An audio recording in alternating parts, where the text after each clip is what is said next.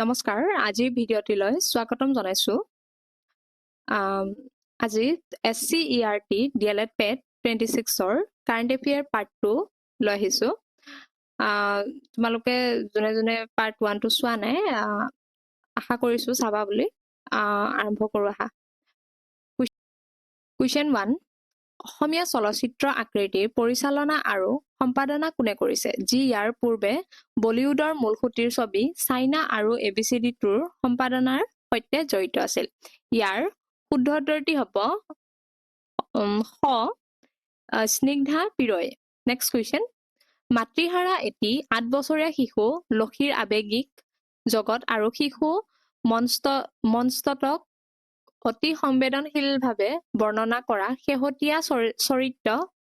চৰ্চিত অসমীয়া চলচ্চিত্ৰখনৰ নাম কি? ইয়াৰ শুদ্ধ উত্তৰটি হ'ব আকৃতি। নেক্সট কুৱেশ্যন, অসমত বনৰীয়া মহৰ বংশ সুৰক্ষিত কৰিবলৈ আৰু জিনীয় বৈচিত্ৰ্য বৃদ্ধি কৰিবলৈ শেহতীয়াকৈ কাজিৰঙা ৰাষ্ট্ৰীয় উদ্যানৰ পৰা কোনখন ৰাষ্ট্ৰীয় উদ্যানলৈ মহ স্থানান্তৰণ কৰাৰ প্ৰকল্প গ্ৰহণ কৰা হৈছে? ইয়াৰ শুদ্ধ উত্তৰটি হ'ব ওৰাং ৰাষ্ট্ৰীয় উদ্যান। নেক্সট কুৱেশ্যন, সমগ্ৰ বিশ্বৰ প্ৰায় কিমান শতাংশ বনৰীয়া মহ কেৱল ভাৰতৰ অসম ৰাজ্যত পোৱা যায়? ইয়াৰ শুদ্ধ উত্তৰটি হ'ব অপশ্যন এ 50%। নেক্সট কুৱেশ্যন, বনৰীয়া মহক IUCNৰ ৰেড লিষ্টত কোনটো শ্ৰেণীত অন্তৰ্ভুক্ত কৰা হৈছে? ইয়াৰ শুদ্ধ উত্তৰটি হ'ব বিলুপ্তপ্ৰায়। নেক্সট কুৱেশ্যন, কামৰূপ জিলাৰ অন্তৰ্গত কোনখন বনাঞ্চল অসম মেঘালয় সীমান্তৰ কাষত অৱস্থিত আৰু ই মূল্যৱান শালগছ তথা হাতী কৰিডৰৰ বাবে জৈৱ বৈচিত্ৰ্যপূৰ্ণ অঞ্চল হিচাপে পৰিচিত? ইয়াৰ শুদ্ধ উত্তৰটি হ'ব লোহাৰঘাট বন পৰিসৰ। নেক্সট কুৱেশ্যন, গুৱাহাটী মহানগৰীৰ খানাপাৰা অঞ্চলৰ পৰা সৃষ্টি হোৱা কৃত্ৰিম বানপানীৰ সমস্যা সমাধানৰ বাবে আৰু যুটীয়াভাৱে 55 মেগাৱাট ক্ষমতাৰ কুলসী জলবিদ্যুৎ প্ৰকল্প নিৰ্মাণ কৰিবলৈ অসমে তলৰ কোনখন চুবুৰীয়া ৰাজ্যৰ সৈতে বুজাবুজিৰ চুক্তিত উপনীত হৈছে? ইয়াৰ শুদ্ধ উত্তৰটি হ'ব option B Meghalaya. Next question, অসমৰ সত্ৰসমূহৰ ভূমি বেদখল ৰোধ কৰিবলৈ আৰু ইয়াৰ ঐতিহ্য সুৰক্ষিত কৰি এক 25 বছৰীয়া দীৰ্ঘম্যাদী পৰিকল্পনা যুগুত কৰিবলৈ শেহতীয়াকৈ তলৰ কোনটো সংস্থা বা আয়োগ স্থায়ী প্ৰশাসনিক ক্ষমতা প্ৰদানৰ কথা ঘোষণা কৰা হৈছে? ইয়াৰ শুদ্ধ উত্তৰটি হ'ব স্থায়ী সত্ৰ আয়োগ। নেক্সট কুৱেশ্যন, অসমৰ ডিমা হাছাও জিলাৰ লাংটিং মোপা সংৰক্ষিত বনাঞ্চলত শেহতীয়াকৈ আৱিষ্কৃত হোৱা প্ৰায় 2700 বছৰ পুৰণি নৱপ্ৰস্তৰ যুগৰ গুৰুত্বপূৰ্ণ ঐতিহাসিক বাসস্থান বা থলখনৰ নাম কি? ইয়াৰ শুদ্ধ উত্তৰটি হ'ব option C Daojali Hading. Next question, Assam চৰকাৰে কলা সংস্কৃতি আৰু গণসংযোগৰ ক্ষেত্ৰত আগবঢ়োৱা অনন্য অৱদানৰ বাবে বিশিষ্ট শাস্ত্ৰীয় নৃত্যশিল্পী ডক্টৰ সোণোৱাল মানসিঙক তলৰ কোনটো মৰ্যাদাপূৰ্ণ বঁটাৰে সন্মানিত কৰিছে? ইয়াৰ শুদ্ধ উত্তৰটি হ'ব অপশ্যন বি শ্ৰীমন্ত শংকৰদেৱ বঁটা। নেক্সট কুৱেশ্যন, 2025 চনৰ জুন মাহত অসম বিধানসভাই ডিব্ৰুগড়ত অৱস্থিত মোহনবাৰী বিমানবন্দৰক কাৰ সোঁৱৰণত পুনৰ নামকৰণ কৰাৰ বাবে এক চৰকাৰী প্ৰস্তাৱ সৰ্বসন্মতিক্ৰমে গৃহীত কৰিছে? ইয়াৰ শুদ্ধ উত্তৰটি হ'ব অপশ্যন ডি বীৰ লাচিত বৰফুকন। নেক্সট কুৱেশ্যন, শেহতীয়াকৈ অৰুণাচল প্ৰদেশৰ টাৱাং জিলাত আৱিষ্কাৰ হোৱা নতুন আলপাইন উদ্ভিদ প্ৰজাতি কএনিগয়া অৰুণাচলেনচিছ কোনটো উদ্ভিদ পৰিয়ালৰ অন্তৰ্গত? ইয়াৰ শুদ্ধ উত্তৰটি হ'ব অপশ্যন বি পলিগনেচিয়া। নেক্সট কুৱেশ্যন, চেলটেইল পখিলাসমূহ বৰ্তমান তলৰ কোনবিধ উদ্ভিদৰ বাসস্থান ধ্বংসৰ বাবে তীব্ৰ সংকটত পৰিছে? ইয়াৰ শুদ্ধ উত্তৰটি হ'ব নেমুজাতীয় উদ্ভিদ। নেক্সট কুৱেশ্যন, ভাৰতত পোৱা সৰ্বমুঠ 77 বিধ চেলটেইল পখিলাৰ প্ৰজাতিৰ ভিতৰত কিমানবিধ কেৱল উত্তৰ পূব ভাৰতত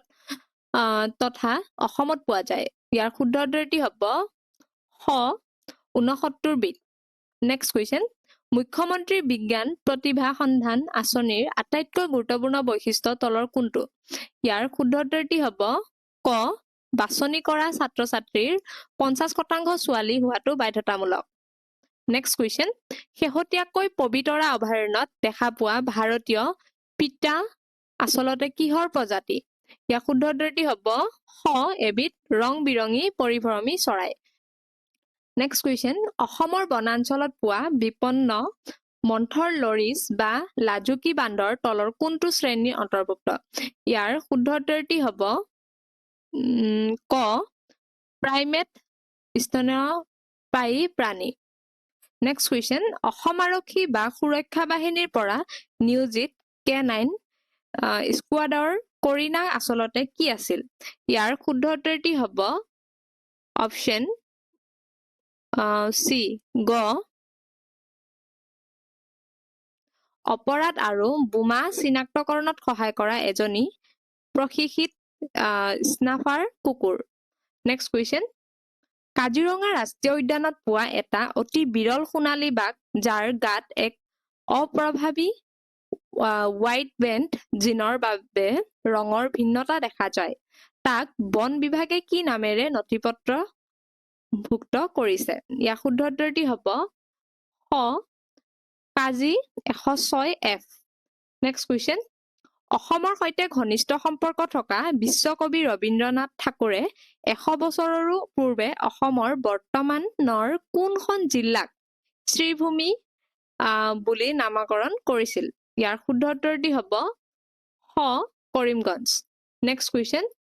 শেহতীয়াকৈ কেন্দ্ৰীয় ডনাৰ মন্ত্ৰালয়ে অসম চৰকাৰক তলৰ কোনটো প্ৰকল্প ৰূপায়ণৰ বাবে সম্পূৰ্ণ সহায় কৰাৰ কথা ঘোষণা কৰিছে ইয়াৰ শুদ্ধ উত্তৰটি হ'ব গ সেমিকণ্ডাক্টৰ পাৰ্ক নেক্সট কুৱেশ্যন চীনৰ সামৰিক বিষয়াসকলে শেহতীয়াকৈ ভাৰতীয় সীমান্তৰ পৰা মাত্ৰ 20 কিলোমিটাৰ দূৰত্বত থকা বাংলাদেশৰ কোনটো স্থানত এটা বিমান ঘাটি নিৰ্মাণৰ স্থান পৰিদৰ্শন কৰিছে যিয়ে ভাৰতৰ চিকেন নেক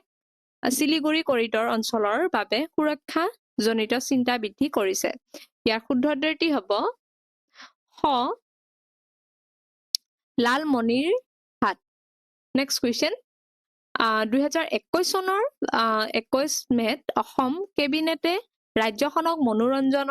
মনোৰঞ্জন আৰু সংগীত পৰ্যটনৰ এক প্ৰধান কেন্দ্ৰ হিচাপে গঢ়ি তুলিবলৈ কোনখন নীতি অনুমোদন জনাইছিল ইয়াৰ শুদ্ধ উত্তৰটি হ'ব খ অসমত কনচাৰ্ট পৰ্যটনৰ নীতি নেক্সট কুৱেশ্যন অসমৰ কনচাৰ্ট অৰ্থনীতিৰ পৰিকল্পনাৰ বাবে পাঠ্যপুথিত কোনখন আন্তঃৰাষ্ট্ৰীয় চহৰক আৰ্হি বা ব্লুপ্ৰিণ্ট মিউজিক চিটি হিচাপে উল্লেখ কৰা হৈছে ইয়াৰ শুদ্ধ উত্তৰটি হ'ব গ নেছভিল টেনসি নেক্সট কুৱেশ্যন 2025 চনৰ মে মাহত ভাৰতৰ প্ৰথমখন সম্পূৰ্ণ সাক্ষৰ ৰাজ্য হিচাপে আনুষ্ঠানিকভাৱে ঘোষিত হোৱা মিজোৰামে কোনটো ৰাষ্ট্ৰীয় কাৰ্যসূচীৰ অধীনত এই সফলতা অৰ্জন কৰিছে ইয়াৰ শুদ্ধ উত্তৰটি হ'ব খ Ullas new India literacy programme next question চৰকাৰী নীতি আৰু কেবিনেট সিদ্ধান্তসমূহ জনসাধাৰণৰ মাজত প্ৰচাৰ কৰিবলৈ অসম কাজিৰঙা ৰাষ্ট্ৰীয় উদ্যানৰ শেহতীয়া 6ষ্ঠ সংযোজনৰ অধীনত উদ্যানখনৰ চৰকাৰী সুৰক্ষিত পৰিসৰৰ সৈতে কিমান হেক্টৰ ভূমি নতুনকৈ সংযোগ কৰা হৈছে ইয়াৰ শুদ্ধ উত্তৰটি হ'ব খ 47,306.33 হেক্টৰ নেক্সট কুৱেশ্যন অসম কেবিনেটে অনুমোদন জনোৱা বিশেষ অস্ত্ৰ অনুজ্ঞাপত্ৰ আঁচনিখনৰ মুখ্য লক্ষ্য কোনসকল লোক ইয়াৰ শুদ্ধ উত্তৰটি হ'ব খ দুৰ্বল দূৰৱৰ্তী আৰু সীমান্ত অঞ্চল মূল বাসিন্দা তথা থলুৱা ভাৰতীয় নাগৰিকসকল নেক্সট কুৱেশ্যন অসম কেবিনেটৰ সিদ্ধান্ত অনুসৰি গুৱাহাটী সৰুসজাই ক্ৰিয়া প্ৰকল্পৰ কাৰ নামেৰে নামকৰণ কৰা হৈছে ইয়াৰ শুদ্ধ উত্তৰটি হ'ব খ অৰ্জুন ভোগেশ্বৰ বৰুৱা ক্ৰিয়া প্ৰকল্প নেক্সট কুৱেশ্যন অসম চৰকাৰৰ শেহতীয়া কেবিনেট বৈঠকত তলৰ কোনখন জিলাত 900 মেগাৱাট ক্ষমতাৰ বিদ্যুৎ উৎপাদন প্ৰকল্পৰ অনুমোদন জনোৱা হৈছে ইয়াৰ শুদ্ধ উত্তৰটি হ'ব গ কাৰ্বি আংলং নেক্সট কুৱেশ্যন মুখ্যমন্ত্ৰী বিজ্ঞান প্ৰতিভা সন্ধান আঁচনিৰ অধীনত বাছনিৰ বাবে 10ম শ্ৰেণীত নিম্নতম কিমান শতাংশ নম্বৰ পোৱাটো প্ৰয়োজনীয় ইয়াৰ শুদ্ধ উত্তৰটি হ'ব অপশ্যন খ 75%। নেক্সট কুৱেশ্যন অসমৰ গোলাঘাটত স্থাপন কৰা ভাৰতৰ প্ৰথমটো বাঁহ আধাৰিত 2 কেজি ইথানল জৈৱ 2G ইথানল জৈৱ শোধনাগাৰৰ কোন দেশৰ সহযোগত নুমলীগড় শোধনাগাৰ লিমিটেডৰ অধীনত স্থাপন কৰা হৈছে ইয়াৰ শুদ্ধ উত্তৰটি হ'ব অপশ্যন গ ফিনলেণ্ড নেক্সট কুৱেশ্যন নীতি আয়োগৰ উত্তৰ পূব অঞ্চল জিলা বহনক্ষম উন্নয়নৰ লক্ষ্য সূচক 2023-24 অনুসৰি সমগ্ৰ উত্তৰ পূবৰ ভিতৰত কোনখন জিলা প্ৰথম স্থানত আছে ইয়াৰ শুদ্ধ উত্তৰটি হ'ব খ হনাথিয়াল মিজোৰাম নেক্সট কুৱেশ্যন শগুন সংৰক্ষণৰ ক্ষেত্ৰত আগবঢ়োৱা অনবদ্য অৱদানৰ বাবে 2024 চনত কাক অসম সৌৰভ বঁটাৰে সন্মানিত কৰা হৈছিল ইয়াৰ শুদ্ধ উত্তৰটি হ'ব খ ফুলেশ্বৰ দত্ত নেক্সট কুৱেশ্যন প্ৰায় 35 বছৰৰ পাছত অসমৰ কাৰ্বি আংলং অঞ্চলত পুনৰ দেখিবলৈ পোৱা IUCN-ৰ বিলুপ্ত প্ৰায় তালিকাভুক্ত বন্যপ্ৰাণীবিধ কি ইয়াৰ শুদ্ধ উত্তৰটি হ'ব খ ৰাং কুকুৰ বা Asiatic wild dog next question শেহতীয়াকৈ অসম চৰকাৰে চৰ অঞ্চলসমূহৰ এক বিস্তৃত আৰ্থ-সামাজিক জৰীপ আৰম্ভ কৰিছে ৰাজ্যখনৰ মুঠ জনসংখ্যাৰ প্ৰায় কিমান শতাংশ লোক এই নদীৰ পাৰৰ দ্বীপসমূহত বাস কৰে ইয়াৰ শুদ্ধ উত্তৰটি হ'ব 12.5% বিখ্যাত অসমীয়া লোককথা সংকলন বুঢ়ী আইৰ সাধু শেহতীয়াকৈ প্ৰথমবাৰৰ বাবে কোনটো বিদেশী ভাষালৈ অনুবাদ কৰা হৈছে ইয়াৰ শুদ্ধ উত্তৰটি হ'ব গ ফৰাচী নেক্সট কুৱেশ্যন পানী বিশুদ্ধকৰণ বহনক্ষম প্ৰযুক্তিৰ প্ৰদৰ্শনৰ আৰু পানী পুনৰ ব্যৱহাৰৰ ওপৰত গুৰুত্ব আৰোপ কৰা ভাৰতৰ প্ৰথমখন জলপ্ৰযুক্তি উদ্যান কোনখন ৰাজ্যত স্থাপন কৰা হৈছে ইয়াৰ শুদ্ধ উত্তৰটি হ'ব খ অসম নেক্সট কুৱেশ্যন 2027 চনৰ শেষৰ ফালে অসমৰ ব্ৰহ্মপুত্ৰ নদীত চলাচল কৰিবলগীয়া নতুন বিলাসী ৰিভাৰ ক্ৰুজখনৰ নাম কি ইয়াৰ শুদ্ধ উত্তৰটি হ'ব option B Viking Brahmaputra next question ভাৰতৰ ৰাষ্ট্ৰীয় জলপথ 2 ব্ৰহ্মপুত্ৰ নদীৰ বাংলাদেশ সীমান্তৰ পৰা অসমৰ কোনটো স্থানলৈ বিস্তৃত ইয়াৰ শুদ্ধ উত্তৰটি হ'ব শদিয়া নেক্সট কুৱেশ্যন সাম্প্ৰতিক সময়ত লিমা বুক অফ ৰেকৰ্ডছত স্থান পোৱা বিশ্বৰ আটাইতকৈ দীঘলীয়া নদী নাও ভ্ৰমণ কৰা ক্ৰুজখনৰ নাম কি ইয়াৰ শুদ্ধ উত্তৰটি হ'ব option A MV Ganga Vilas next question শেহতীয়াকৈ অসমৰ দিহিং পাটকাই ৰাষ্ট্ৰীয় উদ্যানত দেখা পোৱা বিৰল প্ৰজাতিৰ লালি পৰঘুমা চৰাইবিধ IUCN-ৰ ৰঙা তালিকাত কি শ্ৰেণীত অন্তৰ্ভুক্ত হৈছে ইয়াৰ শুদ্ধ উত্তৰটি হ'ব অপশ্যন বি সংকটজনক নেক্সট কুৱেশ্যন অসমৰ কোনখন জিলাৰ চান্দাৰদিয়া পাহাৰীয়া অঞ্চলত প্ৰায় 18.29 মিলিয়ন টন লোহা আকৰিকৰ ভাণ্ডাৰ আৱিষ্কাৰ হৈছে ইয়াৰ শুদ্ধ উত্তৰটি হ'ব অপশ্যন এ গোৱালপাৰা নেক্সট কুৱেশ্যন শ্ৰীমন্ত শংকৰদেৱ কলাক্ষেত্ৰ সমাজে নতুন দিল্লীৰ ৰাষ্ট্ৰপতি ভৱন পুথিভঁৰাললৈ দান কৰা 5খন সাঁচিপাতৰ পাণ্ডুলিপিৰ ভিতৰত থকা গীত গোবিন্দ কাৰ দ্বাৰা অসমীয়ালৈ অনুবাদ কৰা হৈছে ইয়াৰ শুদ্ধ উত্তৰটি হ'ব option C Kabiraj Chakraborty next question Assam চৰকাৰৰ CM ফ্লাইট আঁচনিখনৰ মূল উদ্দেশ্য কি ইয়াৰ শুদ্ধ উত্তৰটি হ'ব অপশ্যন বি অসমৰ যুৱক-যুৱতীসকলক বিদেশী ভাষাৰ প্ৰশিক্ষণ দি বিশ্বজুৰি সংস্থাপনৰ সুযোগ বৃদ্ধি কৰা নেক্সট কুৱেশ্যন ৰাষ্ট্ৰীয় নাট্য বিদ্যালয়ৰ প্ৰাক্তন অধ্যক্ষ তথা পদ্মশ্ৰী বঁটা প্ৰাপক নাট্য সম্ৰাট ৰতন থিয়াম তলৰ কোনখন ৰাজ্যৰ বাসিন্দা আছিল ইয়াৰ শুদ্ধ উত্তৰটি হ'ব মণিপুৰ নেক্সট কুৱেশ্যন সোৱণশিৰি নিম্ন জলবিদ্যুৎ প্ৰকল্পৰ মুঠ বিদ্যুৎ উৎপাদন ক্ষমতা কিমান মেগাৱাট নেক্সট ইয়াৰ শুদ্ধ উত্তৰটি হ'ব গ 2000 মেগাৱাট নেক্সট কুৱেশ্যন 2025 চনৰ মে মাহত জাপানৰ উচ্চ সদনৰ অধ্যক্ষৰ নেতৃত্বত এটা উচ্চ পৰ্যায়ৰ প্ৰতিনিধি দলে অসম ভ্ৰমণ কৰিছিল এই অধ্যক্ষগৰাকীৰ নাম কি আছিল ইয়াৰ শুদ্ধ উত্তৰটি হ'ব অপশ্যন খ নো কানাগা ফুকুচিৰা নেক্সট কুৱেশ্যন